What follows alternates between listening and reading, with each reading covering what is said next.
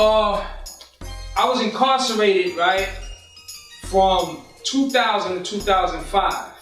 I was in the box for the ending of 2003 and almost half of 2004. And during that time, I had some serious breakdowns that led to some breakthroughs in my life, right? I was real angry. I was in a real dark space. I hated the cops. I was always cursing them out and real disrespectful.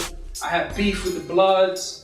At the time, I was in the box for really hurting one of these guys. And I knew that when I got out the box, that there was gonna be repercussions wherever I went.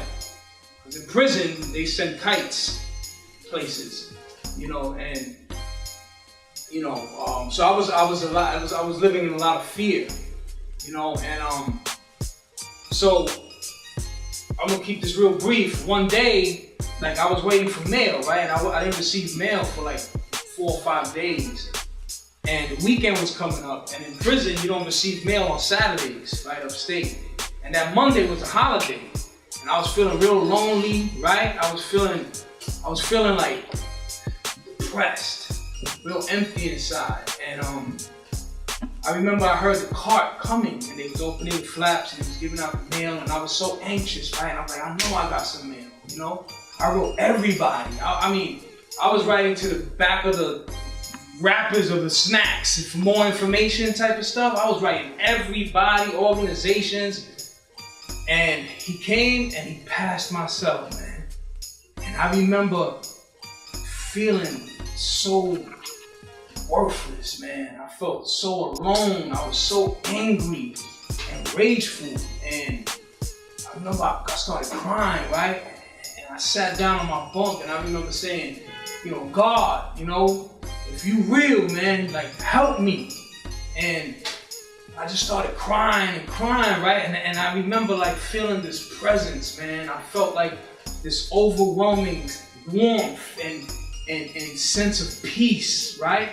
And I felt light, and I was crying and crying, and my tears went from please help me to thank you, right? And I felt overwhelmed with this sense of gratitude, bro. And from that day forward, something happened to me, you know? I started to write, I started to keep a journal, right? I began to meditate, and I began to pray.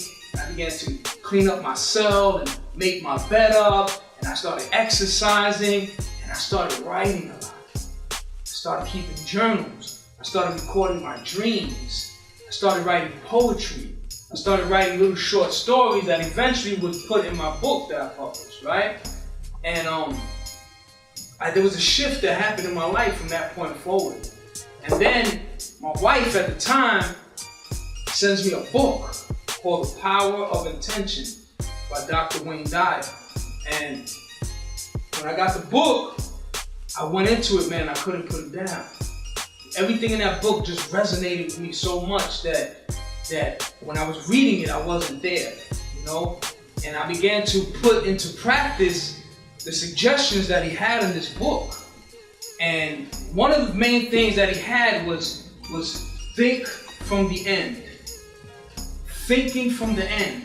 Visualizing what it is that you want to create in your life, right? Holding that image in your mind and then matching the feeling with the thought, right? As if what you're thinking and imagining that you want to create in your life, as if it already happened, right? And it says that when that happens, that's the marriage. This is not what he says, but because of my other studies and research, that's the union, the marriage between the feminine and masculine principle that gives birth to the child, which is what you want to create in your life. That's the manifestation. And we begin to draw these things into our life and we create our reality. Imagination creates our reality.